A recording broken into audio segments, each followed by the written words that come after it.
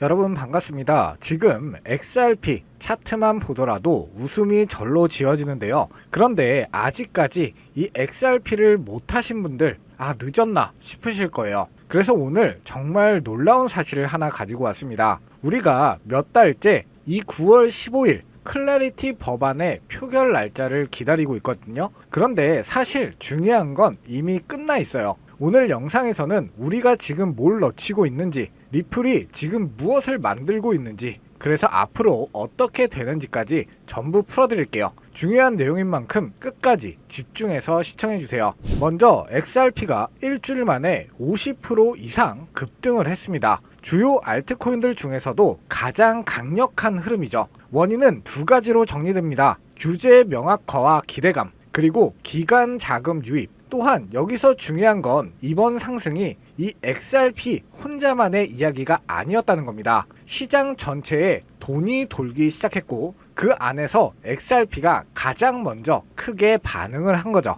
한마디로 돈이 들어올 때 제일 먼저 담기는 자산이 됐다는 뜻이에요. 그런데 여기서 대부분이 놓치고 있는 사실 하나가 있습니다. 이 XRP는요 이미 디지털 상품이에요. 지난 3월 17일 이 미국 SEC와 CFTC가 공동 해석 지침을 내놨어요. 거기서 XRP를 비트코인, 이더리움, 솔라나와 함께 이 디지털 상품으로 명시를 한 겁니다. 연방 차원에서 상품으로 인정받은 거예요. 이미 5달 전에요. 그럼 이 9월 15일 표결은 왜 중요할까요? 지금 이 분류는요 규제 기간의 해석일 뿐이거든요. 이 폴 애킨스 SEC 위원장도 이렇게 말했습니다. 지금 작업이 나중에 다른 당국에 의해 되돌려지지 않으려면 의회가 만든 법이 필요하다고요. 쉽게 말해서 지금은 연필로 쓴 거고 이 법이 통과되면 잉크로 굳히는 겁니다. 그렇기 때문에 9월 표결의 핵심은 XRP가 갑자기 상품이 되느냐가 아니에요. 이미 확보한 지위를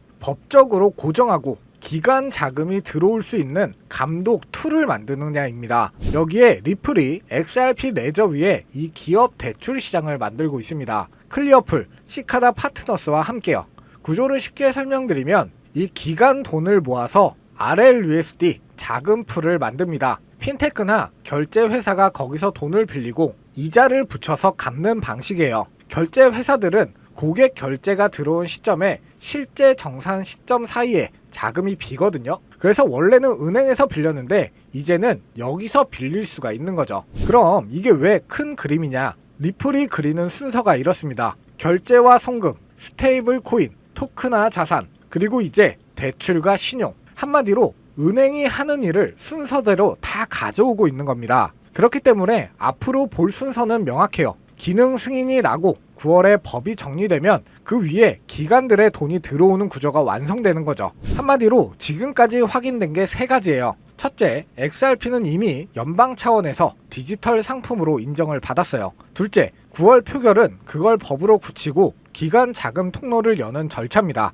셋째, 리플은 그 통로 위에 올릴 금융 인프라를 지금 만들고 있죠. 기관만 움직이는 게 아니에요. 전 세계 은행과 결제 회사들이 리플을 실전 자산으로 채택하려 하고 있고 금융 시스템 자체가 리플 중심으로 재편되고 있습니다. 그러면 여기서 중요한 질문이 나오죠. 그럼 비트코인이고 이더리움이고 다 팔고 리플에 올인하면 되는 것이냐? 절대 아닙니다. 여러분, 기관 자금은요 절대로 한 종목에만 몰리지 않습니다. 리플이 선두주자라면 그 뒤를 따라가는 관련 후속 코인이 반드시 몇 가지 존재해요. 생각해보세요. 오늘 확인했듯이 리플은 결제만 하는 게 아니라 스테이블 코인, 토크나 자산, 이제는 기업 대출까지 손대고 있습니다. 이 판이 커지면 그 안에서 같이 돌아가는 자산들이 반드시 나온다는 거죠.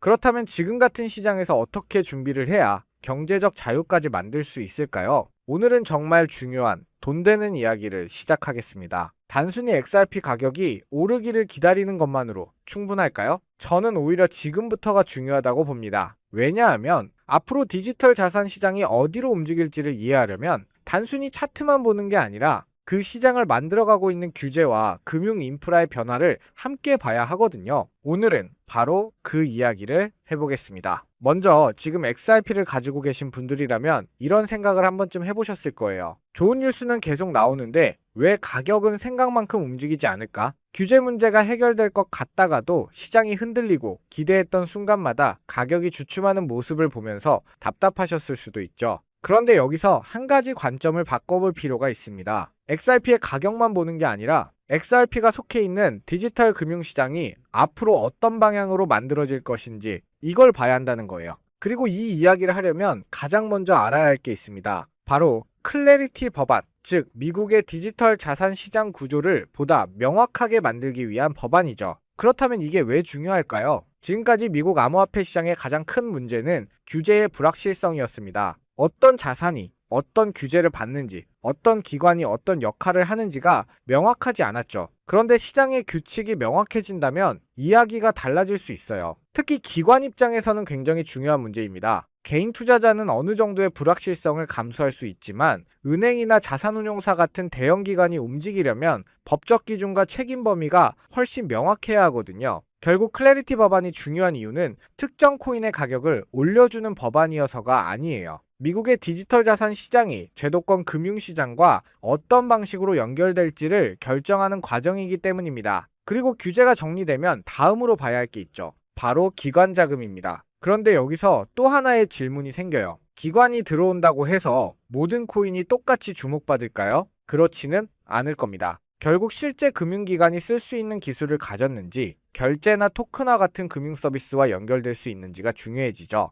여기서 다시 등장하는 이름이 바로 리플입니다. 리플을 단순히 XRP 가격과 연결해서만 보면 사업의 전체 그림을 놓칠 수 있어요. 리플은 결제 인프라를 비롯해서 기관 대상 서비스, 커스터디, 스테이블 코인, 토큰화 등 디지털 금융과 연결되는 여러 분야로 사업 영역을 확장하고 있습니다. 즉, XRP 하나의 가격만 보는 게 아니라 리플이 어떤 금융 인프라를 만들어가고 있는지를 함께 봐야 한다는 거죠. 그리고 여기에서 또 하나의 중요한 이슈가 등장합니다. 바로 리플의 IPO 가능성이에요. IPO는 쉽게 말하면 기업이 주식시장에 공식적으로 상장하는 과정입니다. 만약 리플이 실제로 상장까지 이어진다면 회사 하나가 등장하는 것으로 끝나지 않을 수 있어요. 리플이 지금까지 구축해온 금융 인프라와 사업 모델, 디지털 자산 시장과의 연결성까지 시장이 다시 평가할 가능성이 있기 때문입니다. 물론 현재 시점에서 IPO가 확정됐다고 단정해서는 안 되죠. 어디까지나 가능성으로 봐야 합니다. 다만 중요한 건 IPO 자체보다도 리플이라는 기업이 디지털 자산 시장과 전통 금융 시장의 경계에서 어떤 역할을 하고 있는가를 살펴보는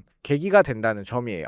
그렇다면 리플과 XRP가 실제 글로벌 금융시장에 연결되려면 어떤 기반이 필요할까요? 여기서 반드시 알아야 하는 게 바로 ISO 200입니다. 이걸 특정 코인의 공식 인증 같은 것으로 생각하시면 안 돼요. ISO 20022는 금융기관들이 서로 금융정보를 주고받을 때 쓰는 국제적인 메시지 표준입니다. 쉽게 말해 나라마다 다른 방식으로 데이터를 주고받던 금융기관들이 함께 쓰기로 한 공통 언어에 가깝죠. 금융시장이 디지털화될수록 거래 정보는 더 빠르고 정확하게 이동해야 합니다. 국경 간 결제가 늘어나고 토큰화된 자산이 실제로 활용되기 시작한다면 데이터를 주고받는 방식 자체가 중요해질 수밖에 없어요. 그래서 중요한 건 어떤 코인이 ISO 200의 이 코인이냐 이렇게 접근하는 게 아닙니다. 오히려 앞으로 금융 데이터와 디지털 자산이 연결되는 환경에서 어떤 기술과 네트워크가 실제로 활용될 수 있는가 이걸 봐야 하죠. 그리고 저는 여기에서부터 시장을 바라보는 기준을 조금 더 좁혀봤습니다. 규제 환경이 정리될 가능성, 기관 자금이 들어올 가능성, 리플의 금융 인프라 확장, IPO 가능성에 대한 시장의 관심, 그리고 금융 데이터 표준의 변화, 이것들을 하나씩 연결해보면 상당히 중요한 그림이 만들어져요. 바로 디지털 자산이 단순한 투자 상품을 넘어 기존 금융 인프라와 연결되는 과정입니다. 그렇다면 이제 질문을 바꿔야겠죠. XRP가 얼마나 오를까? 이 질문 하나만 가지고 시장을 바라볼 게 아니라 이 금융시장이 커진다면 그 과정에서 어떤 기술과 프로젝트가 실제로 필요한가? 이 질문을 던져봐야 한다는 겁니다. 그래서 저는 XRP만 바라보지 않았어요. 리플 생태계 주변에서 어떤 프로젝트들이 움직이고 있는지, 그중 아직 주목받지 못했지만 실제 사용처를 가진 곳은 어디인지 하나씩 살펴보기 시작했습니다. 처음부터 특정 코인을 정해놓고 끼워 맞춘 게 아니에요. 오히려 반대였습니다. 하나씩 조건을 적용하면서 후보를 제외해 나갔죠. 첫 번째, 실제 기술과 사용처가 존재하는가? 두 번째, 디지털 금융시장과 연결될 수 있는 구조를 가지고 있는가? 세 번째,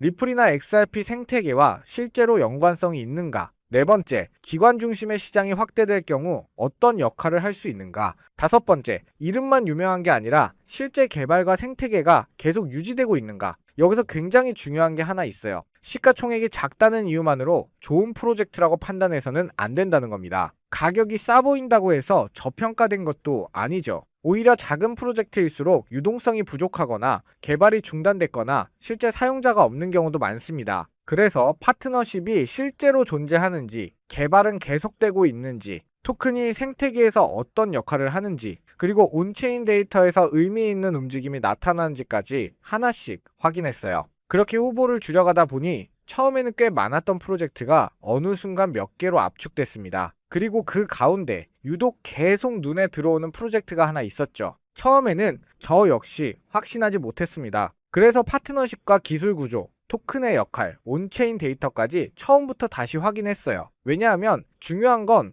이 코인이 유명한가가 아니었거든요. 제가 알고 싶었던 건 단 하나였습니다. 앞으로 만들어질 디지털 금융 생태계 안에서 실제로 어떤 역할을 할 수 있는가? 그리고 바로 이 질문을 기준으로 계속 추적하다 보니 결국 하나의 프로젝트에 집중해서 살펴볼 필요가 있다는 결론에 도달했어요. 물론 여기서 오해하시면 안 됩니다. 제가 특정 프로젝트를 찾았다고 해서 그 코인이 반드시 오른다는 이야기가 아니죠. 특히 시가총액이 작은 프로젝트라면 기대 수익만큼이나 위험도 클 수 있습니다. 가격이 크게 움직일 수도 있고 반대로 큰 폭으로 하락할 수도 있어요. 프로젝트 자체가 계획대로 성장하지 못할 가능성도 존재합니다. 그래서 저는 전재산을 투자하라는 이야기를 절대 하지 않아요. 생활비나 대출금으로 투자해서도 안 됩니다. 무엇보다 본인이 직접 자료를 확인하고 감당할 수 있는 범위 안에서 판단하는 게 가장 중요하죠. 그래서 지난 6개월 동안 자료를 뒤져가며 하나의 프로젝트를 집중적으로 확인했습니다. 다시 말씀드리겠습니다. 이건 몇 배 오른다는 이야기가 아니에요. 다만 지금의 시장을 가격 하나로만 바라보는 것과 규제와 금융 인프라의 변화까지 연결해서 바라보는 건 완전히 다릅니다. 그리고 저는 바로 그 관점에서 이 프로젝트를 찾아냈죠. 자, 그렇다면 이제 가장 궁금한 게 하나 남았습니다. 도대체 제가 6개월 동안 추적한 그 프로젝트는 무엇일까요? 하지만 지금 이 영상에서 직접적으로 공개를 하는 건 불가능해요. 다른 이유가 아니라 이 정보가 알고리즘을 타고 불특정 다수에게 퍼지는 순간 큰 손들이 눈치채고 가격을 끌어올려 버리거든요. 그렇게 되면 지금 이 가격에 담을 수 있는 기회는 영 사라집니다. 그래서 오늘 이 영상을 처음부터 끝까지 봐주신 우리 구독자분들께만 조용히 그리고 무료로 공유해드리기로 했죠. 이 영상을 끝까지 봐주셨다는 것만으로도 그만큼 간절하다는 증거니까요. 지금부터 오늘 영상에서 말씀드린 프로젝트의 정보를 확인하는 방법을 안내해 드리겠습니다. 영상 제목 옆에 있는 더보기를 눌러보시면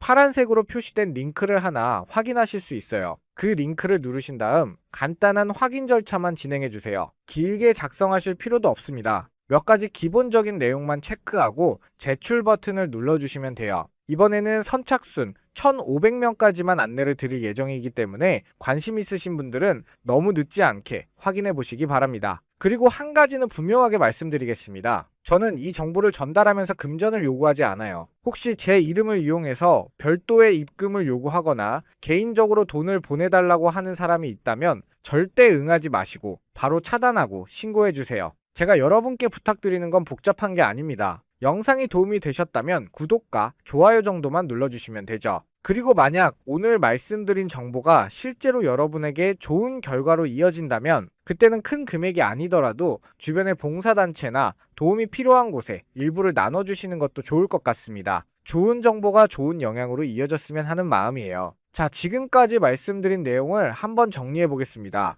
이번에 제가 준비한 건 단순히 종목 하나의 이름만 알려드린 내용이 아니죠. 앞으로 시장에서 주목받을 가능성이 있는 핵심 테마와 관련된 코인, 그리고 아직 많은 분들에게 알려지지 않은 초기 단계의 정보까지 함께 확인하실 수 있도록 준비했습니다. 물론 투자에는 항상 위험이 따라요. 그래서 무리해서 큰 돈을 넣으라는 이야기가 아닙니다. 처음 접하시는 분들이라면 정말 부담 없는 금액으로 시장을 공부한다는 생각으로 접근하시는 게 좋죠. 중요한 건 금액의 크기가 아니라 스스로 정보를 확인하고 판단하는 과정입니다. 작은 관심 하나가 새로운 기회를 발견하는 계기가 될 수도 있어요. 하지만 반대로 아무런 확인 없이 남들이 좋다고 한다는 이유만으로 따라가는 건 절대 권해드리지 않습니다. 제가 오늘 정보를 공유하는 이유도 여러분이 직접 확인하고 판단할 수 있는 자료를 드리기 위해서죠. 특히 지금처럼 시장의 관심이 빠르게 움직이는 시기에는 정보가 공개된 이유보다 아직 대중에게 많이 알려지지 않은 단계에서 관련 내용을 공부해보는 것이 의미가 있을 수 있습니다. 다만 다시 한번 말씀드릴게요. 투자는 반드시 여유 자금으로 감당할 수 있는 소액부터 시작해주세요.